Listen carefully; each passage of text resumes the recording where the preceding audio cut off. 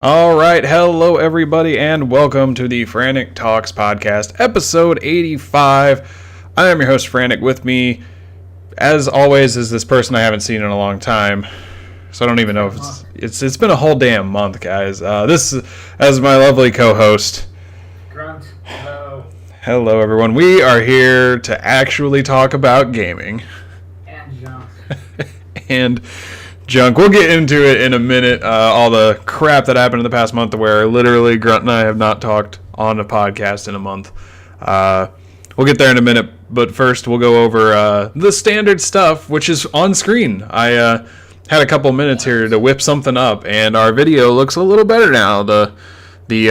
All the links and stuff are there, so let's just go through them real quick. So right next to me, you will see my Twitter handle. I am at FranticJ3. He is at Onyx Spartan, ONYX Spartan, all one word.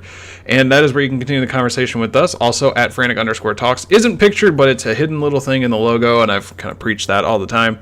But you'll see us retweeting it anyways. So that's how you can follow us, get updates on the podcast, updates on our articles. What? It's an Easter egg. Yeah, it's a tiny little Easter egg. I always enjoyed that. Up top left, we got Facebook.com/Frantic Talks, all one word, all the stuff that we basically tweet out. We got Twitch.tv/Frantic Talks, all one word. That is where we go live, usually every Saturday at 3 p.m. Eastern. Usually, that's usually is the caveat there because life can get in the way, as we saw this past month. It's really ridiculous. But hey, if all else fails, head over to FranticTalks.com, the very last one up there in the top right-hand corner. That is where you'll find all our articles, all the podcasts that we have recorded, all 84 episodes and counting. All the links I just mentioned are in the footer, along with links to Xbox, DVR. I think the Discord link is in there if you want to join our Discord channel where we can, have other conversations that aren't on Twitter if you want to do that. All that stuff is there on FranticTalks.com, and also magic.frantictalks.com, not up there because it's not... It's a part of FranticTalks.com. It's all encompassing if you head over there. But if all else fails, if for some reason you cannot find us, there is one simple thing you can always do. 110 times out of 10, Grunt, what is that thing? I have been waiting a literal month for this. Just direct yourself to your nearest search engine and search Frantic Talks. You'll find us, or your glimmer back. Or your glimmer back. Oh, geez. So, I'm out of my groove. Whatever happens when you stop doing this thing for a month, you tend to kind of forget half the crap you say. That's what happens when we get out of our routines. But I know how we start it, and hopefully that'll get the ball rolling here. And we start this by simply saying, Grunt, how was your week? But in this case, we're going to say, Grunt, how's your month been? Oh, Lord. Wow. Well, first I'm going to say that thank you for letting me take over and host the podcast on those few weeks you were not able to make it. It was quite the experience, from Tiny Freak Show to audio not sounding right. I don't know how you do it, man. I don't know how you do it. I've had 84 episodes to do it, or however many I've actually recorded. I think you guys did 2 of them, so I've had 82 episodes of practice. That's also true. Like we went back and listened to the first couple episodes of the Frantic Talks podcast, and the difference is astounding. I have a real mic. Same. I was using the random little headset microphone. Alright. To encompass how the past month has been, busy. I've done a lot of content things. A lot has been playing Destiny 2. I went.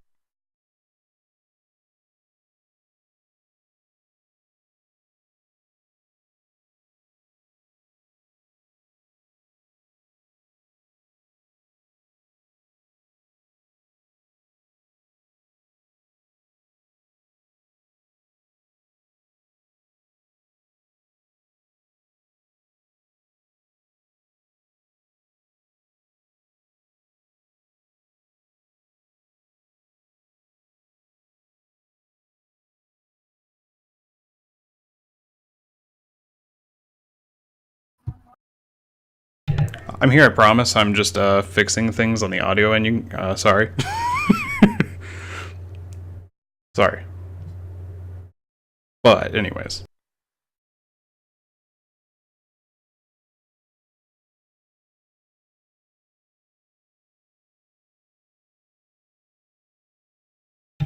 Right. So what's happening is my headphones aren't working, even though I can hear them.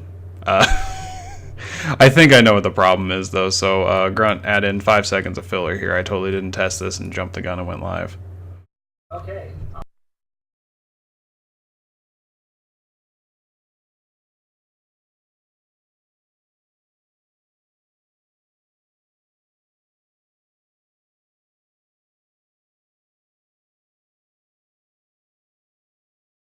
I think I probably had mentioned that on episodes before when I've hosted it with Freak Show. Are we good now? Yeah, we're good. Okay, good. Discord was putting you through my speakers, not my headphones, so for a minute there you were very small. See, I can do small Grunt while you do small Freak Show. It works really well. That's what you call karma. But I heard that you had some conspiracy stuff going on. It was a conspiracy, yes. Yes. The conspiracy draft. That was fun. Pack one, pick one. Freaking Duretti. Oh, you sent that picture. I was so upset. I was like, Jesus. And then when you said you didn't even use them, that'll happen sometimes. You'll get bomb-ass picks, and then you're just like, I don't even want to play that now. I got so many other good cards. Like, right. I feel so bad for basically just taking a good card from them, but I was originally planning on using it.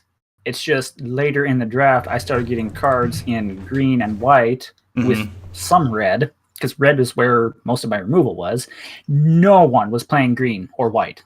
So you just got all the colors. Like, you were just like, yeah, I'll take that one. Ooh, cool, thanks. And just keep, like, no one else is picking the color. I'll take them. Thanks. I'll take that one. I'll take that one. I'll take that one.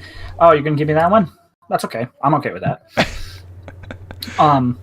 So, yeah, that was, for my first actual conspiracy type draft, that was fun. I was the second to last person to be eliminated from the game, so I held on. Bonus for for everyone ignoring me in that game. It's interesting you guys did I guess it's not that crazy. If you're doing conspiracy, you want to do multiplayer. Right. It was only 5 people at the time, so it was really no different than our normal EDH pod that we do. If we get an extra person, we split into 2 pods of 3, but yeah. So it was fun. I enjoyed it. Oh man, I have some funny Magic stories to talk about, but I'll wait. Let's see. Went to the Renaissance Fair the week before that. That was fun. Like I said, what's the inspiration to my last article? Which let's get the browser up here. Bada bing, bada boom. Grunt talking about history. Right. I'm just going to be honest and straightforward here. I nerd out when the history and games interact with each other. It's amazing. I love history, gaming. I mean, I'm on this podcast here, so clearly I enjoy gaming. Arguably, right? Right. So when the two interact with each other, it's very nice. I like it. If done well, I use Assassin's Creed as a huge case study, basically, for that article, so you'll see its name dropped. More recently, just last night, Friday, I picked up the new Assassin's Creed game. Assassin's Creed Origins. That's very fun so far. It's more like an RPG game than what, we're used to with Assassin's Creed. I've only played a couple hours of it. It's been a lot of fun so far. Huge world. I'm going to probably take another year to actually finish the game. I'm considering getting that just because I remember how awesome the E3 reveal was, and it looks like it's got a lot of cool setting features that I'd have a lot of fun with, and also bow and arrow. So Right, and those are really nice. Good. I love a one-handed sword. I don't have an addiction to swords. This isn't a sword letter opener. I just pulled from between 2 dragons. I have a picture of that somewhere, I think. So if you're listening to this later on, just let me know, tweet me or something. Yeah, if we got any sword enthusiasts, Grunt, I'm sure would love to talk about stuff like that. Just like I'd talk hours on end about Magic. So hey, it's how I got to playing Magic. It's like sitting here after the podcast. Grunt, did you see this cool card I got? Check this little thing out. Pulls off something from the side screen. Oh, look at this guy! I literally just did. Right. Yeah.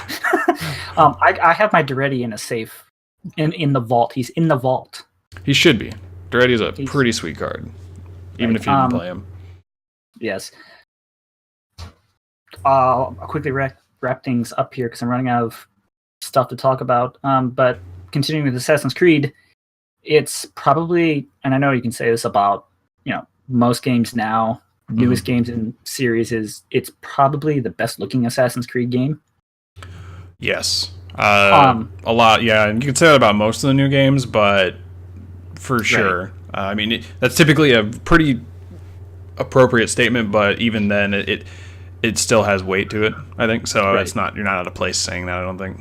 Right. I mean, with the games before, you would still see some structures, look blocky. And of course, you could chalk that up to being maybe the architecture of that time period. But, if we're talking about blocks, you really can't get much more blocky than ancient Egypt. Right, yeah, that's true. As bad as that sounds, I know. But it looks very nice. The characters, even the NPCs that you walk by in the game through towns, they look like actual unique people. That's pretty cool. It's definitely comparing it from the last game, Assassin's Creed Syndicate.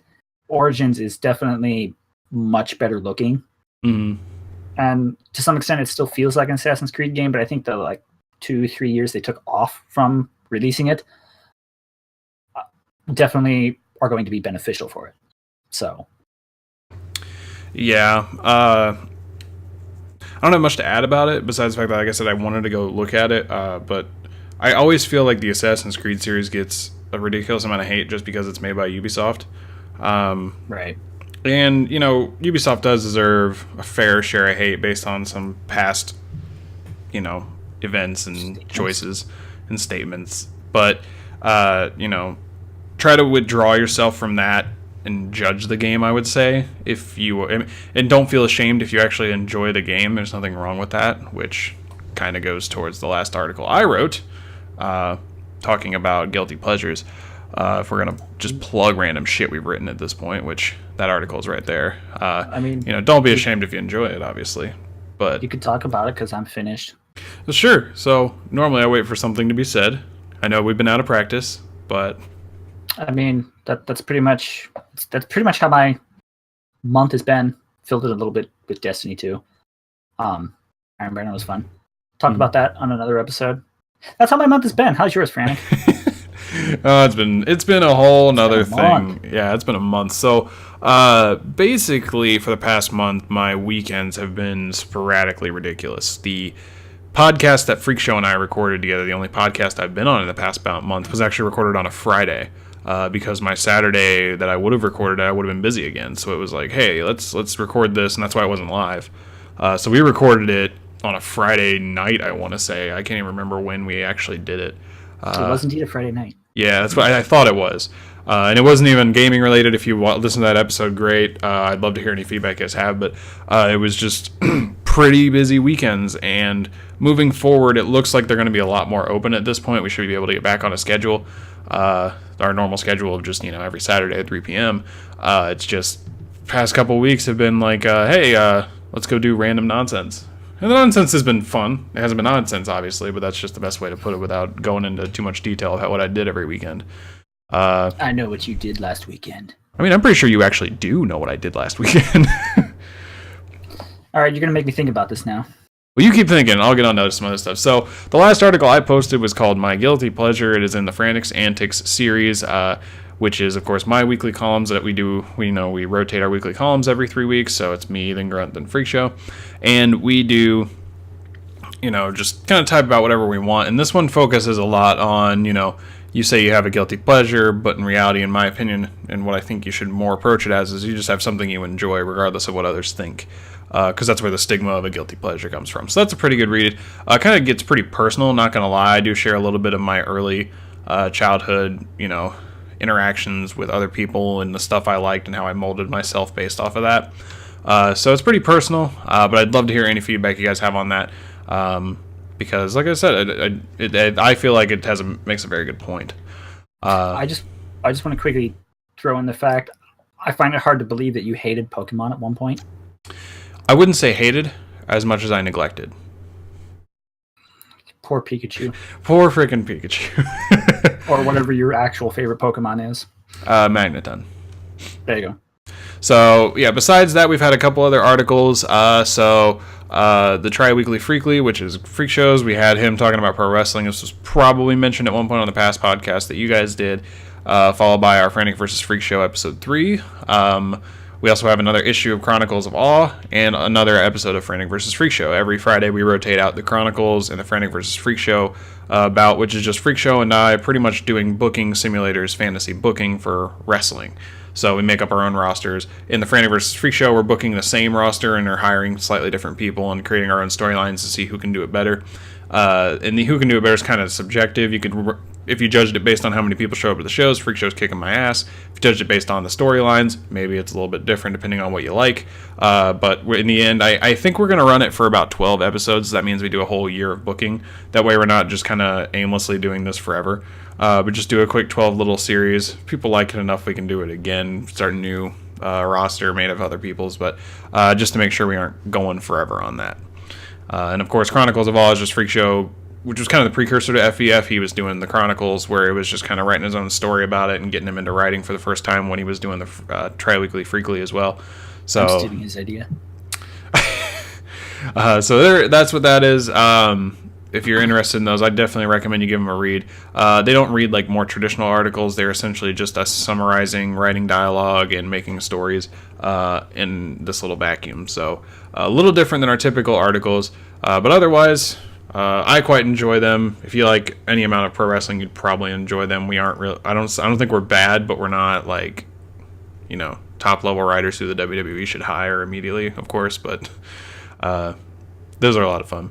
But beyond that, I have a couple Magic stories because I did get to actually play Magic recently, which was this past weekend, because we were doing our own little Ixalan pre-release. So because of how busy my weekend was, we couldn't do the Frantic Talks podcast. I also didn't get to go to the Ixalan pre-release, and a couple of my friends did in the normal group. So we bought pre-release packs and then all met up and ran our own little pre-release together of just the 6 of us, as Grunt goes to grab his pre-release pack. Yep, one of those. So we all bought those, and the funny story I have I have 2 funny things. So first off, when you mentioned that you had Duretti pack 1 pick 1, my friend Chris opened up his pack and immediately got a promo, I want to say Search for Azcanta, which is a very expensive card already. It's like one of the most expensive cards in the set. It's a blue enchantment that flips into a land. And he got that, and then literally got no blue playable cards, so he didn't even play his promo. So essentially, his immediate pick, oh yeah, this is a sweet card. Oh man, I have nothing to go with it. That is rough.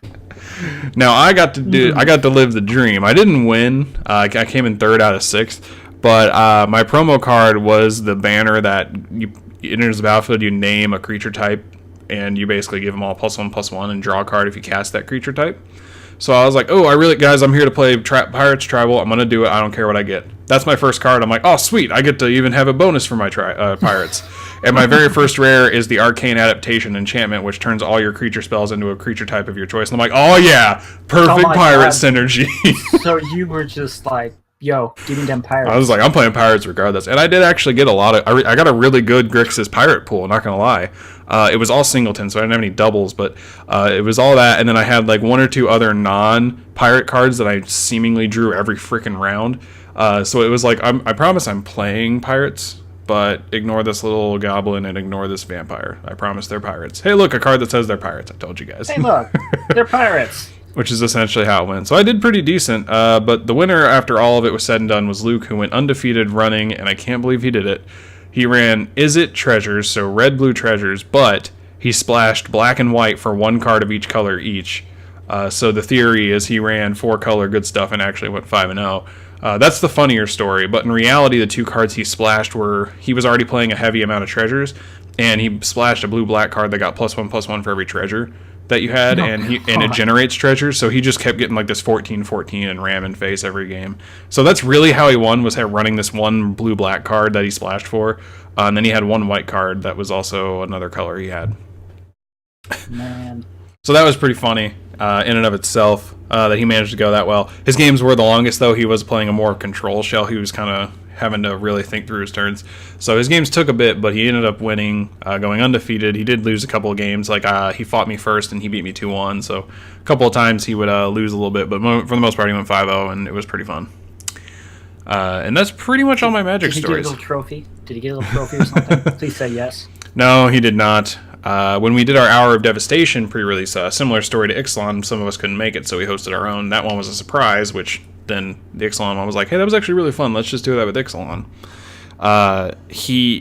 Everybody got booster packs because I'd bought a booster box and then just kind of handed out 2 packs to everybody.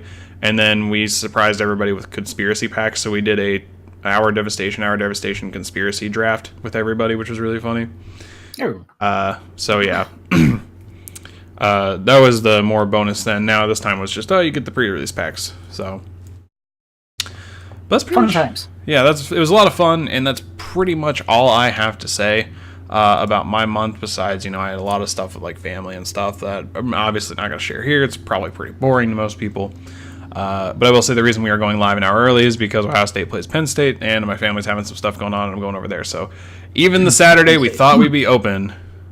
I heard that. Even the Saturday we thought we'd be free. Still have to cut things short. Well, not short, but jump on earlier than normal. So life is challenging, guys. We have to ease back into doing things at a normal pace for... True. We really do. For like 2 weeks, and then we go right back to...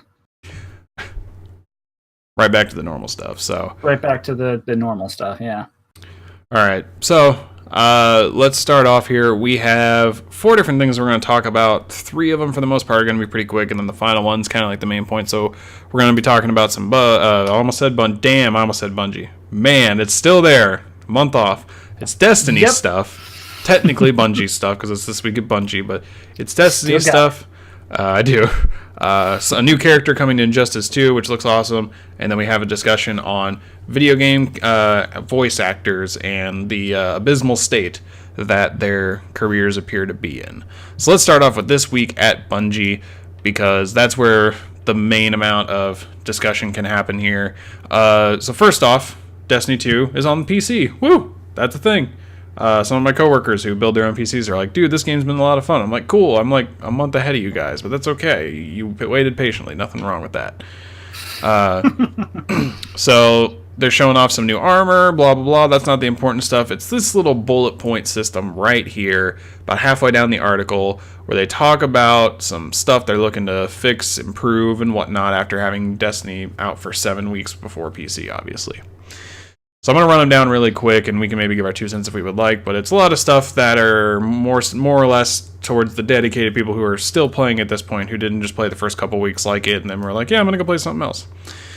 So what they're looking to do and improve, and there's not really a straightforward way they're doing this, they're just kind of stating to us, here's what we're doing, or looking at, and that is they're looking at new systems and rewards to give the most engaged players additional and optional pursuits. So we're looking at longevity here, where they want us to be able to play the game a little longer than we have been, and stay, and player retention. Better incentives for players who complete challenging prestige activities. This is most likely, I don't even know what all has prestige difficulty besides the Nightfall and the Raid. I think it's just Raid and Nightfall for right now. Okay. Followed by better rewards and replay value for strikes, adventures, and lost sectors. So this one is interesting because I always thought we'd be doing strikes all the time, but at this current point in time, the best thing to do is Crucible, because you can get through a game in 4 or 5 minutes and you get the same reward level almost as a strike at that point. So the lost sectors, adventures, and strikes don't give you too much in terms of value, and the strikes are actually lengthy in terms of how much time you're going to spend doing one, maybe 10 to 15 minutes on one, just depends on which one you roll with. And you don't even get that big of a reward from it, I would say. You get at least a decent amount of rep stuff for a rep package, but in that amount of time, you could probably have gotten it somewhere else. I found a lost sector last night. In your pumpkin, right? Yes. Grunt was carving pumpkins, and he carved a lost sector. I really wish my text, that the comment on your post wasn't just like, hey, where's that lost sector at? Because I really wanted to envision it as like more of like a Destiny player getting like triggered, like, oh, lost sector, what, where? Essentially. That's how I imagined commenting it, but it was not. It didn't come off that way. If it's any consolation, though, that is exactly how I read it. Okay, good. Then we're on the same page. Your point was made, and I got it. And 10 out of 10 would comment again. Right. All right. So private matches for the competitive community, early 2018 target. A lot of us were surprised it wasn't in there to start, but that's because, well, I mean, we don't know for sure, but speculation would say that private matches were added by the live team that was handling Destiny 1, and Destiny 2 was already beyond a point of adding, and they needed to consider a lot more and didn't want to throw it in at the last second, which is the smart way to do it. It just upset a lot of people because they're like, I want private matches. How am I going to figure out what gun's the best? Spoiler alert, it's the multi-tool. Use it in the normal Crucible like we did in... What was it? Basically 2.5 years of Destiny 1? Well, the arguable thing here is that with when you get a certain quality of life improvement, it's hard to go back to the life before it. Right, yeah, and I understand I understand that argument. It's just, it's like, to some extent, it did take us a little bit to get to that point in Destiny 1. Maybe that's the same case with some of the stuff on Destiny 2, considering how much more involved Destiny 2 is. Yeah, that's true. So I'd much rather have a feature be released later on than have it be released when the game comes out and it's totally broke. Let's not repeat the Master Chief Collection, please. Dear God. Seems like they learned from that and they weren't even involved. Fixed. Jesus. Okay, so Crucible tuning, like adjusted supremacy scoring and better spawning rules. That's kind of vague, but essentially it looks like they're either they're tuning the scoring and supremacy and working on the spawn system, something that Freak Show tends to give me an earful about every time we're playing. I think with the supremacy scoring later on in that weekly update, it discusses they're basically giving you a point for a kill. You'll get the point too for seizing their crest. And as a result, they are upping the score by like 20 points, I think. So it's like 50 or 60 now, and it's going up by 20. Oh, okay. Interesting. So yeah, they're returning it more so to more similar to what Supremacy is in Destiny 1. Okay. Also, they're looking for better incentives for completing Crucible matches and penalties for quitting competitive games. That's pretty straightforward. Continued improvements to Iron Banner and faction rallies, including uniqueness of rewards. So Iron Banner, Iron Banana, it's been around forever. We all kind of know that. The biggest thing I saw and noticed when we were playing Iron Banner is we kind of regressed into you got to really grind it if you want to get the full reward system. Granted, I got pretty much all the Hunter armor in one go, but that's really just luck. I got 3 engrams and got 3 armor pieces, and I always use a different exotic helmet, so I wasn't going to get the helmet, and I just need the cloak. But that's just pure luck right there. But I finished the daily on all 3 characters, so it's kind of like you had to get back into playing it a lot more during the Iron Banner compared to where it was at the end of Destiny 1, where it was like, if you spend like a day playing it, you're pretty much done. Right. So I assume that's what they're talking about there, just making it not so intense, or intensive, I suppose. And the faction rallies, I found those very odd because we only ever got one that I was aware of. And it was just like, I get some packages, and you get a weapon. If you want to buy that weapon from the vendor who's Team 1, it takes half your glimmer, because it's 50,000. It's like, oh, okay. That was cool. I thought we were going to be doing that, like, weekly, and it happened once. So that felt really weird. The thing is with Destiny 2, they're putting a lot of focus on seasons. Seasons, those were detailed a couple of weeks ago, I believe. They're going to sort of coincide with the actual seasons of the year. Mm-hmm. It's giving them a more... Their plan is it's going to give them a more consistent timetable of when they can do like major updates to the game. Okay. So you could read into that where they're basically saying the game is going to be updated and changed basically 4 times each year. So it's... Faction rallies will return. I don't know whether it will be this season or maybe next season. which I believe season 2 starts towards the end of this year because they're coinciding it with the Dawning, which is the holiday event Right. that we had in Destiny 1, and it's returning for Destiny 2. It's going to have snowballs. You'll be able to throw them at Guardians in the tower. There's going to be ice hockey. That sounds pretty sweet. Yes. You'll be able to throw a snowball at a dreg. Oh, that'll be fun then. Okay. Sounds way more fun than it probably... It does, actually. Yeah. Okay, so moving on here, we got changes to make the mod economy more interesting and impactful. This is related to weapon mods. Essentially, how they work now is they make a very small percentage increase in a specific stat you kind of throw them on.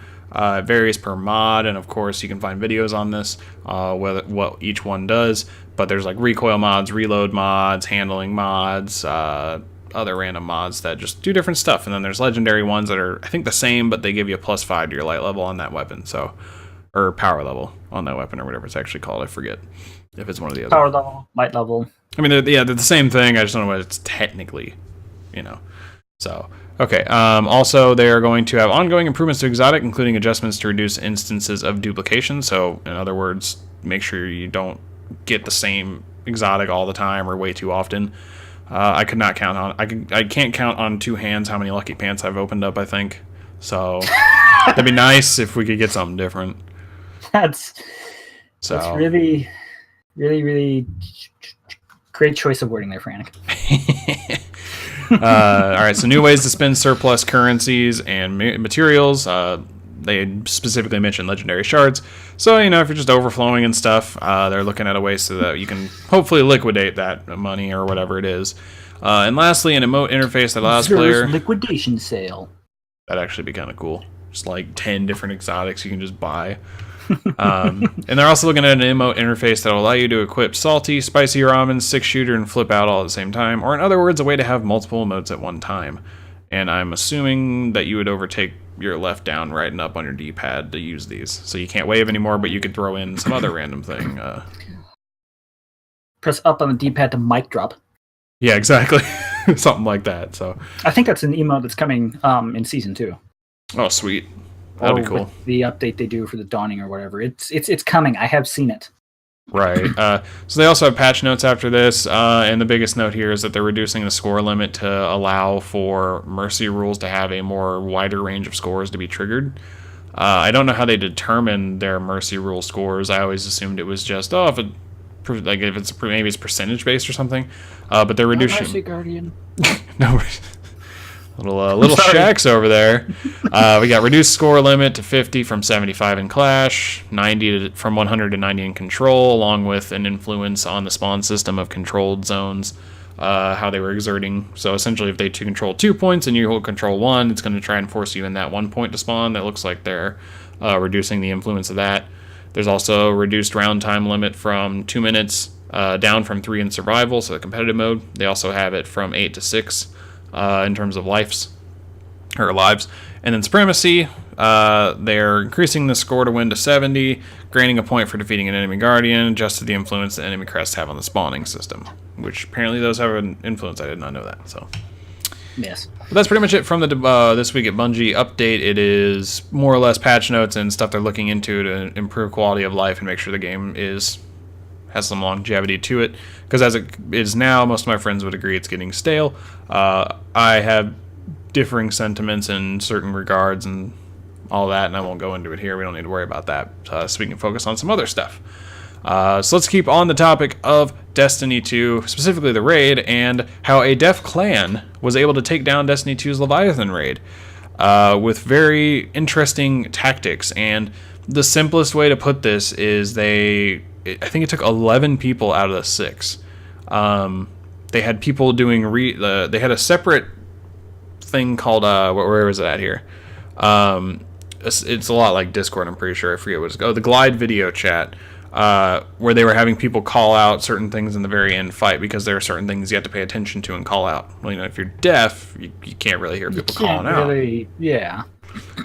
So it's pretty cool that they were able to do this and able to have an app that was helping them, do call outs and stuff, and able to take this down. While it did take more than 6 typical people, it still is a really cool accomplishment.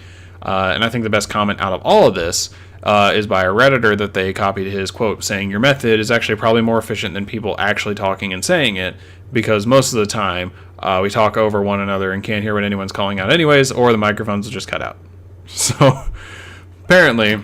I'll have you know, I had half a mind to just start talking when you said that, but professionalism. That would have been pretty fit. So... Right. Just a good little feel-good story. Congratulations to the clan. I know their name is there. Deaf, Error, Always Famous. So congratulations to those guys. That's pretty sweet. Just goes to show... Huh? I definitely think that that's pretty cool that they did that. That is some serious determination on everyone's part there to finish that. That was very cool. You don't hear stories much like that, honestly, nowadays. Now it's more so focused on, man, this game has some annoying stuff. So... or here's how I would make this game better. We need X amount. We need XYZ from the loot system. It's all that stuff. But that's a good little feel-good story, just to show that even deaf people can take down the Leviathan raid. So what's your excuse? Coming from a guy who has yet to beat the Leviathan raid. Now, I have not attempted it, but I just wanted to throw that in there because I'm funny. Your excuse is time. Yeah, that actually is. If I can't do the podcast, it makes me think I can beat a raid. Come on, guys. Right? See? I mean, I was beginning to wonder if people weren't starting to think you and I were the same person, because it was becoming so long since you were actually on the podcast at the same time. Yeah, and Freak Show was on it more than I was. He was there every week, basically, so... True, he was. Alright, so next up we got Injustice 2 summoning Hellboy on November 14th. Damn, that's awesome. Now, I don't... Let's go, Ron Perlman. It's not Ron Perlman. What? That is the one bad thing about this. Because literally everything else about it is amazing. Yeah, just cancel it. Stop this. We need Ron Perlman. So, if you want to watch the trailer, it shows some of his really cool stuff, including his super or whatever it is when you fill up the gauges and you knock people out and deal a bunch of damage. It looks pretty freaking sweet. It does. Yeah, it looks like they're adding 3 characters in Fighter Pack 2, including Black Manta, Hellboy, and I don't know who that other person is that looks like Raiden, but I'm going to just say that looks like Raiden, and that's who it is, even though it's probably not. Probably is. People are probably going to hate me for that, because it might be a DC character, and I should know it, but... Shame on you. Hey, my bad. Anyways, check out that if you're interested in it. I don't own Injustice 2, my friends do, but if they get it, I totally will only play Hellboy and Dr. Fate, because, you know, cool characters are cool, and I'm going to play my favorite characters, so fuck you guys. I also play Green Arrow, obviously. Dr. Fate's in the game. I'm going to play Dr. Fate. Like, get the fuck out. Alright. And let's go into our main story about the video game industry, specifically voice actors. And the title of this is by Todd C. Frankel from Washington Post, of all places. In the $25 billion video game industry, voice actors face broken vocal cords and low pay. And the story centers around, interestingly enough, Ashley Birch, who you might know from Tiny Tina of Borderlands 2, or Hey Ash, What You Playing on YouTube, or there's one other really, obviously Horizon Zero Dawn, but she also did a couple other ones, but I knew her from Tiny Tina, of course. But anyways, it kind of follows her around a little bit, talking about different things in relation to the video game industry, specifically how voice acting works. And this actually highlights a lot of stuff I was not aware of. I didn't assume that... so I assumed that video game voice actors make a decent amount of money from doing something like this, granted all the lines they have to record. What this goes in and actually, reveals to us is that their pay is pretty abysmal. Not gonna lie. And there's a couple of quotes in here I want to read to you guys. But one of the big ones that I saw, I think it was a 4-hour session of straight 4 hours working is $850 for the voice actor. So if you break that down, obviously you're looking at a little over $200 per hour that you're getting paid.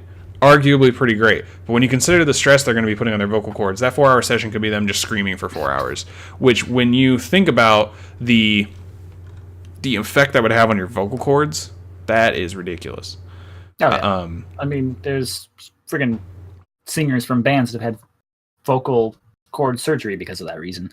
Yep, and there was someone in here, I don't remember where, and I don't want to waste your time by just scrolling around through words trying to find the person, but they basically had to do a long session of doing different types of screaming and grunting, and they actually damaged their voice box, not while screaming, but while whispering, because of how much they had hurt their voice box during that session. They had to be out of work for 3 months while they recovered and did voice box like therapy, basically, physical therapy for your voice box. But there was one quote in here by Phil Lamar, and I remember that specifically. So he says, "I've made more money from one episode of some crappy preschool cartoon than one of the biggest selling video games of all time." Who has lent his voice to Metal Gear Solid series. That's what he's referencing. In the cartoon, some cartoon named Pound Puppies. Never heard of it. But he made more money out of that stupid cartoon than he did voicing for Metal Gear Solid, of all things. Which is kind of crazy. And now I found this article on Reddit, and I will say that the comment section was very, very enlightening. But at the same time, I think this goes back to something I predicted a little while back and said that we could be on the verge of this. And what's really fucking funny is I was browsing the game subreddit and saw someone comment what I had said maybe 2 years ago, back in the early days of the podcast. So let me go over that again. Younger Frantic? What? Younger Frantic, is that you? Yeah, we're gonna get Younger Frantic in here. Shit, I need a wig. Some long hair on. So basically, this episode that we did, I had just watched this documentary on the video game crash of 1983. E.T. and all that nonsense.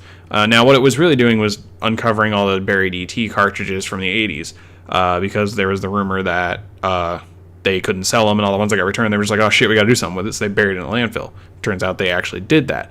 But in it, he kind of goes over everything that was happening, and it wasn't really E.T. to blame. E.T. usually gets the bad rap and all that, but when you look at everything that surrounded it, yeah, it was a shit game, but there were a ton of shit games being thrown out. So my prediction back then, which was 2014, 2015, and this time, was that we're looking at this video game industry that is kind of spoon-feeding us shit and then selling us the rest of the gold-platedness to cover the shit. So we get these games that are 80% games, but the other 20% of the game is locked away in DLC. And it's a model that's been created by, people who aren't making the games. The people making the games have to follow a strict guideline that say, we'll give them this much of the game and then you pay X amount of dollars to get the rest of the game. So instead of paying for a $60 game and getting a $60 game, you're paying for a $40 game and having to pay $80 to get the $60 game or something to that extent. So my thought was we were approaching potentially another video game collapse, because we're getting a lot of crap that was coming out that was extremely buggy, not working. The Quantum Break on PC, Batman Arkham Knight on PC. There was a bunch of games like the Master Chief Collection where we were having issues. It was not working as soon as we got it. We'd pay full price for a game that didn't even work, and then they'd want us to buy DLC to make it better. It's like, who invented this model, and how can I stab them in the eye with a fork? Because it was ridiculous. Wow, with a fork, that's... Because they need to know that I ain't taking their shit, and I'll eat their eyeball to prove it. So... obviously, like I said, that was kind of my prediction. It was like, I feel like we're going to hit another game crash because this is getting ridiculous. And when we uncover more and more about the video game industry, we learn that it's probably one of the worst places to work. Voice actors get paid practically nothing in comparison to how much money these games make, because they get flat fees. That's what this article tells us. They don't get a... once the game is sold 1 million copies, you get a payout of X amount of dollars, or they don't get royalties per se from what right. This is saying. They're getting they talked about the union that, the voice actors are in, like the voice actors union or something. I don't know if it actually listed a name, where once a game hits $1 million, maybe they could trigger something in a contract that gives them extra payouts. So, you get your $850 for your 4-hour session, but what if it hits this? Maybe I get an extra $800 or something. So they started hitting the thousands area, so you actually start getting a little bit of money out of it. Either way, the thing is that we know that developers have to work constantly. I remember somewhere seeing that the last year of any game's development is 12-hour days, 6 days a week, which is just unbelievable. That is ridiculous. You're looking at 72 hours of your week gone right there, when you're supposed to work 80 hours in 2 weeks. That's ridiculous. So the problem is, and I think... Oh, that was my elbow, my bad. What I think is the real problem is obviously corporate overreach and, the big games, like the Assassin's Creeds of the world, the Horizon Zero Dawn even. A lot of these games that are not third party, they're AAA titles, their expectations, their timelines, all of these things are set by people who don't understand exactly how all the work that goes into it. Or maybe they understand it and they just don't want to wait for it. And they say, give me this game on November 18th of this year. Well, sir, it couldn't get to you till November 18th of the next year. And his response is, did I fucking stutter? So basically, that's the problem, that everybody is getting overworked. The voice actors are having damages to their vocal cords. The developers are working 12 6-hour days. It's just unrealistic expectations set by the people who look at the bottom line and not the people who are involved in that bottom line, in my opinion. And to many reports that I've seen and different articles I've seen, that seems to at least hint that way. Right. It's definitely kind of strange. I didn't, I've started paying attention to the voice acting more in games recently. So I take note of, how good it is, how much do I like it. But it's not something that, I didn't think that these people were making hand over fist and money, but it definitely sounds like they're not getting as much as they really should be, honestly. No, not at all. It does not sound like they're even... I mean, it sounds like they're making at least a living out of it, but the amount of stress and physical involvement from their vocal cords that they have to put into it, it sounds like they're getting abysmal pay for a lot of work. And like one of the quotes in the article even says, like, they'll market the game as having lines of dialogue that could fit a novel, and they have these actors reading that entire thing constantly. And like the article ends on a note that kind of makes you think, just to kind of show you what it would be like if you were a voice actor, which is pretty interesting. Ashley Birch then put down her phone, returned to the soundproof studio. Rolling, said the sound engineer. Take 204. Birch, pushing aside her doubts and slipping effortlessly into character, reads her line. Perfect, the director said. All right, let's do it again. In other words, you did good. Let's do it again, because I'm not sure I like the inflection of whatever T you said in that or whatever. Right. The idea being, perfect isn't good enough. Yeah, that's definitely interesting. It's not something I would have thought of. I thought they would have had, I thought they would have been able to negotiate better contracts. I'm sure that's how they do a lot of their work, is by negotiating the contracts for it. So it sounds like their union that they have needs to maybe do a better job at, what their purpose is. And in the article... That's easy for me to say. Right, yeah. It's very simple for us to just be like, why aren't they doing better? They are working on it. Better. They are trying to get better, just incentives from the companies that the, voice actors are working with. Like I said, they were trying to get like a trigger. If, you sell 1 million copies of your game, obviously the voice acting had something to do with that. We should get some incentive out of that. We should get paid out. Similar to royalties. I mean, I'm surprised royalties aren't even involved in this. They just get a flat fee for doing work. That seems screwed up. Because, like, frickin' Jason Newsted, the former bassist of Metallica, still gets royalties from his album in 1991, the Black Album, with, like, Enter Sandman. That dude's made buku bucks off of royalties. Obviously, he recorded all the bass lines. It's just when you do a lot of the work in the thing, like, what in whatever you're doing, why don't you get results out of that? It seems like a bad investment, or not investment, it's the wrong word. It's a bad practice, almost. Right. That should change immediately. And maybe I missed that in the article and I'm stupid and we're speaking out of our ass here, but that should absolutely be a thing. No doubt in my mind. Definitely. It's just, where does all that $60 go, I guess? When we're buying a game for $60, how much of that money goes where? I'd love to see that breakdown. Because, like, I remember seeing a breakdown of if a band sells 100,000 records, where does the money go? And it was like each band member only saw maybe I think it was maybe 15% or 10% of the sales, because of all the other crap, like the record label, the printing, all that. So I'd love to see that breakdown of a video game if that exists. If anybody knows, send it our way. I'd love to see that. So just unfortunate, because we've been recording for 48 minutes and I've been talking most of the time nonstop, and I can already feel myself tiring. Imagine having to shout and scream for the next 3 hours after this. That's just iron vocal cords at that point. That's ridiculous.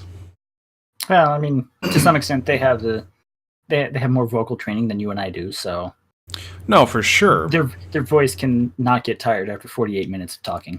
Oh yeah. No, There's no way they did. It'd be like me running a 5K and just being like, oh my god, how can anyone ever do this? And it's like, oh, I can run a marathon easily.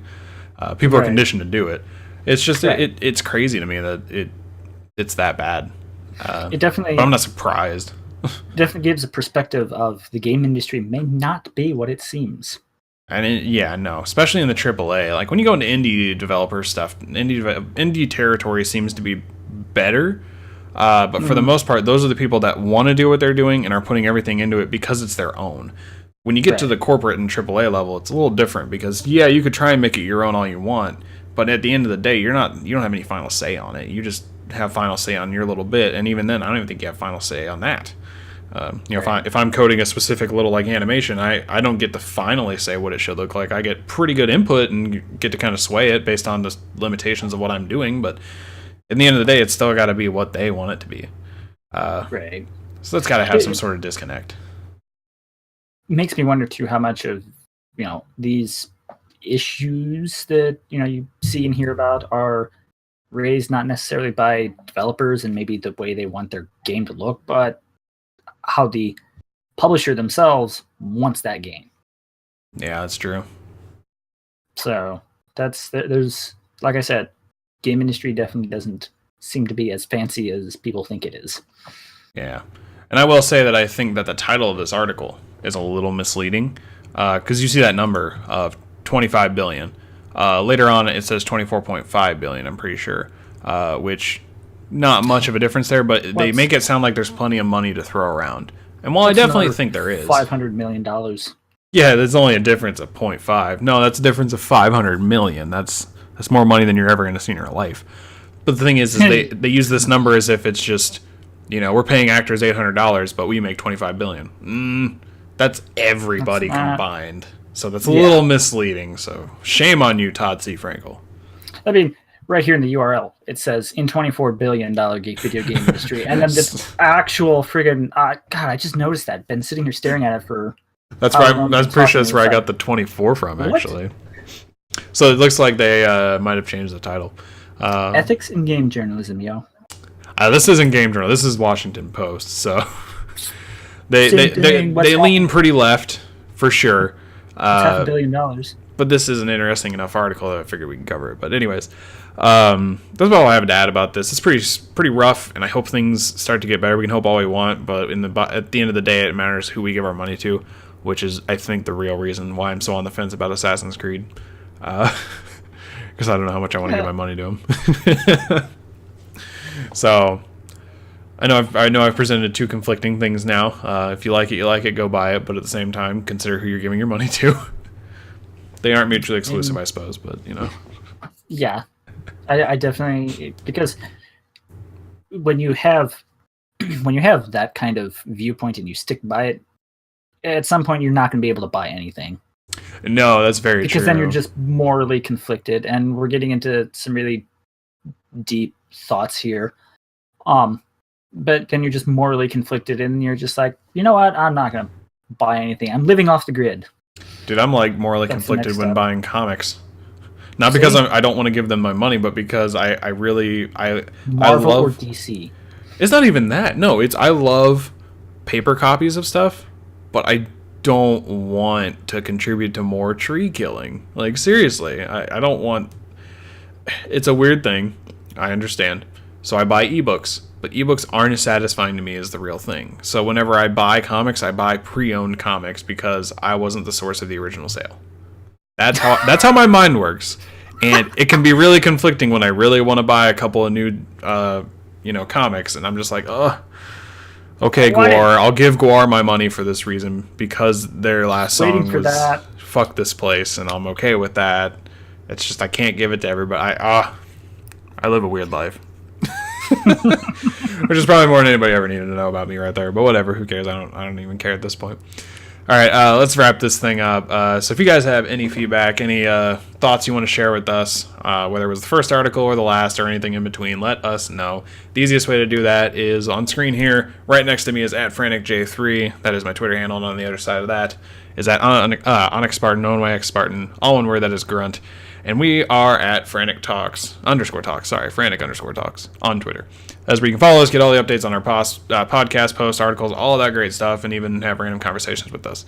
Also, Facebook.com/Frantic Talks. Throw us a like. You can get basically a Facebook form of Twitter. Twitch.tv/Frantic Talks. All one word. That is where you can get join the conversation live every Saturday, usually at 3 p.m. Eastern. Usually, we're live at 2 p.m. Eastern on a Saturday. We were so close. Maybe next time. And also head over to frantictalks.com. That is the mothership. That is where all our articles, all our podcasts, and everything I just mentioned is in the footer. I now realized that what I just said meant all the articles are in the footer. They are not. They are on the page. But anyways, you can find everything I just mentioned, like I said, on the Frantic Talks website. Also, magic.frantictalks.com is where you can get Magic articles that we've been writing. Been a little bit since there's been an update over there, but still good articles nonetheless. And if all else fails, if you can't find us, for some reason it just didn't work. You typed it in and it was like, that's wrong. Don't worry. 110 times out of 10, Grunt, what can they do? Direct themselves to their nearest search engine and just search Frantic Talks.